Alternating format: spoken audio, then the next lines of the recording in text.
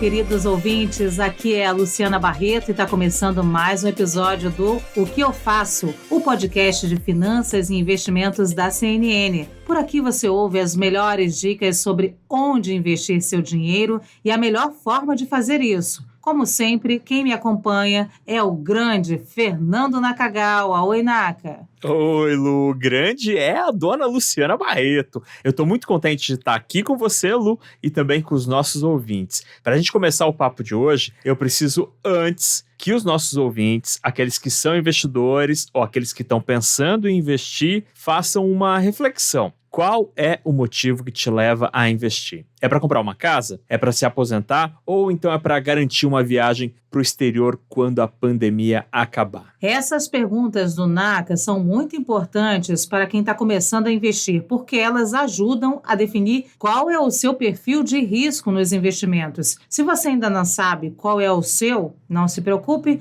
porque é sobre isso que nós vamos falar hoje. É isso aí, Lu. E quem vai nos acompanhar para destrinchar esse assunto é um velho conhecido aqui do podcast, Arley Júnior, que é estrategista de investimentos do Santander. Seja muito bem-vindo mais uma vez ao O Que Eu Faço, Arley. Obrigado, Fernando. Obrigado, Luciana. E obrigado a todos os ouvintes aqui e também por esse convite aí para mais uma vez falar sobre investimentos. É sempre um prazer falar com você, Arley. E uma palavra que com certeza vai aparecer muito por aqui na nossa conversa é risco. Então explica já para começar para os nossos ouvintes o que exatamente significa o risco nesse sentido, considerando o perfil de cada investidor. Perfeito, a gente recebe bastante essa pergunta aqui, né? Então o risco nada mais é do que a expectativa ou o grau de certeza ou incerteza que tem em relação ao retorno de um investimento, né? Então ele está associado à expectativa de retorno ao investimento, o quanto ele pode render seja para cima ou seja para baixo. E como a gente avalia isso quando a gente faz um link com os perfis de investidor, né? Hoje, por exemplo, no Santander, a gente trabalha com 5 perfis, né? Então a gente tem o perfil conservador, moderado, balanceado, arrojado e agressivo. E cada um desses perfis, eles têm uma tolerância a risco. Então, só para dar exemplos, né, o perfil conservador é aquele perfil de cliente que ele busca preservar o capital, né? Ele não quer ver os investimentos dele diminuindo, ele troca ali o potencial de ter maiores retornos por mais segurança. Então, esse perfil de investidor, ele tem uma baixa tolerância a risco e, consequentemente, ali com uma carteira mais conservadora, com investimentos que tendem a ter uma rentabilidade um pouco menos volátil, né, que tenha menos oscilações ao longo do tempo. Quando a gente vai para um perfil mais moderado, esse cliente, ele prioriza assim o capital, mas ele começa a aceitar um pouco mais de risco na carteira dele, né? Então ele começa a assumir um pouquinho mais de risco, buscando uma rentabilidade diferenciada. Quando a gente vai para o perfil balanceado, aí sim esse investidor ele já entende um pouco mais, ele já aceita investir uma parcela maior dos recursos dele em investimentos de risco, então ele aceita ali eventuais perdas,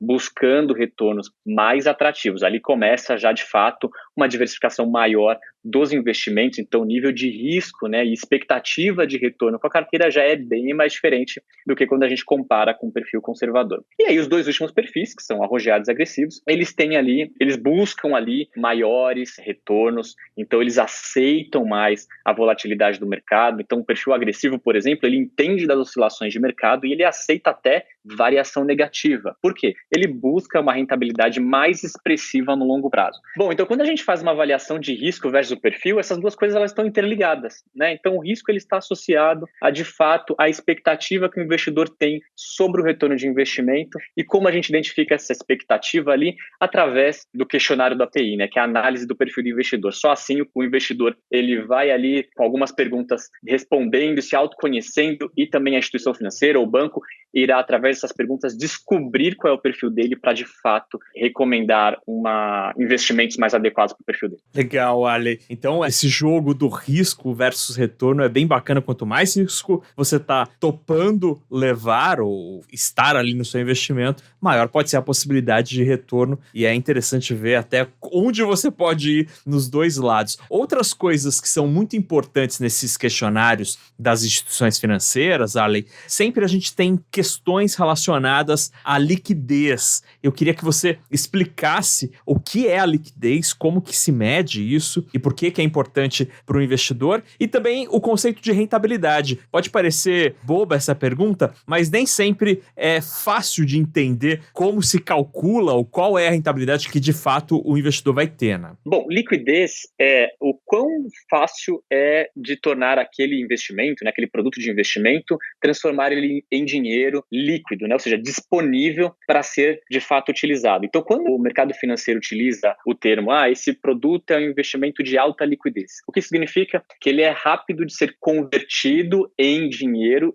disponível para o investidor. Vou dar um exemplo mais prático. É um CDB, né, emitido por uma instituição financeira, ele é considerado de alta liquidez, porque se um investidor ele tem posse desse investimento, ele tem um CDB na sua carteira de investimentos, e por algum motivo, algum imprevisto, uma necessidade, ele precisa resgatar aquele recurso para, de fato, cobrir aquele imprevisto, ele consegue fazer isso no mesmo dia e na hora. Então o recurso ele fica disponível para ele naquele mesmo momento em que ele precisa. Então é um investimento de alta liquidez. E investimento de baixa liquidez é aquele investimento que demora mais para ser convertido, né, mais para ser liberado o recurso, transformado em recurso disponível para o investidor. Então, e isso também é importante ser levado em consideração, porque investimento de baixa liquidez, ele normalmente ele tem ali um atributo adicional, que é ter mais rentabilidade, afinal, o investidor está deixando de deixar o recurso ali indisponível na carteira dele, né, deixando aquele recurso, é uma parcela dele que está travada na carteira, então ele vai querer ser compensado por isso com uma taxa um pouco maior. E é importante que o investidor faça essa avaliação, né, do quanto do recurso dele, todos os investimentos dele estão líquidos, porque é sempre importante ter uma parcela disponível para alguma eventualidade, de alguma necessidade ou até mesmo alguma oportunidade. Então essa avaliação ela é muito necessária. Tem que sempre manter uma parcela do recurso disponível e um outro pedaço, uma outra parcela, de acordo com o perfil também, ela pode ser direcionada para produtos ilíquidos ou que tenha uma carência de resgate para que ele possa buscar uma rentabilidade diferenciada. E quanto à rentabilidade, nada mais é do que avaliar a variação de preço de um produto de investimento. Então, por exemplo, se eu quiser fazer uma avaliação mensal daquele produto, eu vou olhar qual que era o preço inicial dele, né, o quanto ele valia naquele dia inicial que eu fiz o investimento dele, no início do mês, e quanto que ele está valendo no final do mês, né? Então, a rentabilidade nada mais é do que apurar essa diferença do preço do dia do investimento e do preço do dia do resgate ou do período que eu estou querendo avaliar. Então, nada mais é do que a variação dentro de um período em que esteja sendo feita a avaliação do retorno do investimento. Então, é assim que o mercado financeiro avalia e disponibiliza as rentabilidades para os investidores.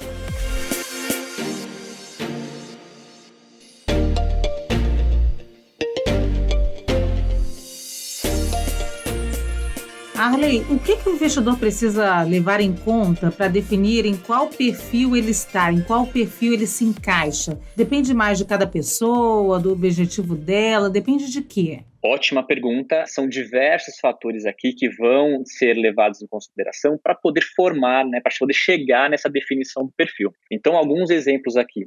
O prazo em que o investidor está querendo aplicar o recurso, qual que é o nível de conhecimento sobre produtos de investimentos, qual a experiência que ele teve com produtos de investimentos e quais foram esses produtos, com que frequência ele aplicou nos últimos anos. Então, assim, são diversas informações que são levadas em consideração para poder chegar nesse perfil. E isso é só uma das formas de classificar um perfil, que o mercado chama de o perfil do investidor, né? Que geralmente fica entre conservador, moderado e arrojado ou agressivo, que são os perfis que eu comentei aqui. Só que, além disso, né, a todo momento, né, a gente passa por mudanças na vida. Pode ser o nascimento de um filho, pode ser alguém interessado em fazer um estudo no exterior, mudou de emprego. Então, isso a gente pode mudar de perfil ao longo da vida. Então, é recomendado que o investidor mantenha sempre o perfil atualizado, porque só assim o banco ou a instituição financeira vai conseguir fazer uma avaliação mais apurada de qual é o momento de vida daquele investidor para poder fazer as recomendações de investimentos mais adequadas para aquele novo momento. É legal saber disso, né, que a gente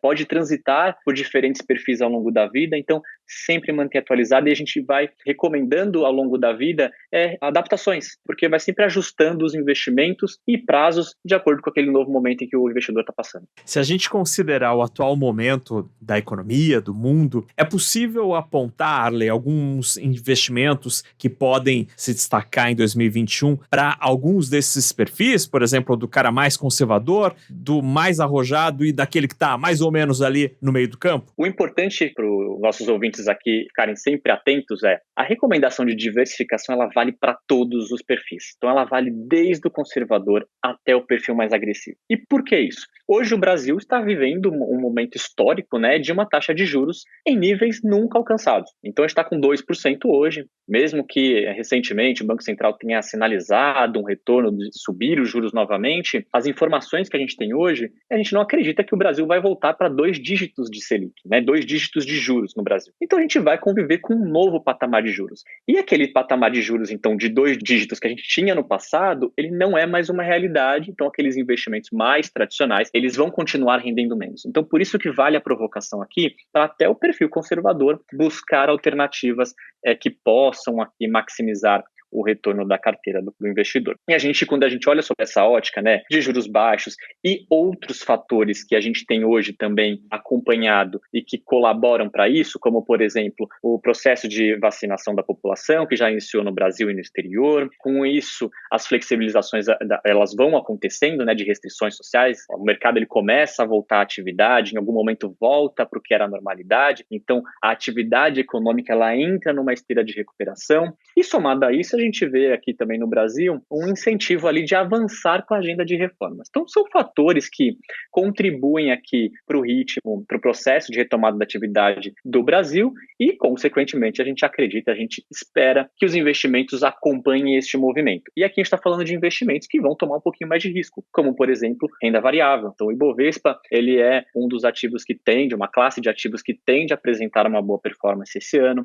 assim como investimentos internacionais, porque a pandemia ela afetou o mundo todo, então está o mundo todo em processo de recuperação econômica, então colocar uma parte no exterior também é altamente recomendado, desde que seja avaliado o perfil de investidor, para descobrir qual é o percentual mais adequado, e também a família de multimercados, que são ali estratégias em que um gestor de um fundo, por exemplo, ele consegue capturar oportunidades, seja em alta de juros, em queda de juros, alta de câmbio, queda de câmbio. Então, ele tem bastante ali alternativas para otimizar, né, aquela relação de risco-retorno, para entregar ali uma expectativa de retorno melhor para o investidor. Então, eu diria que essas 3 classes de ativos, elas devem ser os destaques ao longo deste ano, mas é claro, a gente tem que ter o pé no chão de que o ambiente ainda tem muita informação a ser digerida e com isso a gente deve observar volatilidade, ou seja, oscilação nos investimentos. Para aquele cliente que tem visão de curto prazo, não é recomendado, né, investir em produtos de risco, mas se tem um prazo ali, uma pretensão de utilizar no médio ou longo prazo, aí sim pode buscar oportunidade nessas classes que eu comentei. Arley, muito obrigada pela conversa e pelo didatismo aí nas explicações. Eu que agradeço o convite e essa oportunidade aqui para ajudar os investidores brasileiros a tomarem conta mais ainda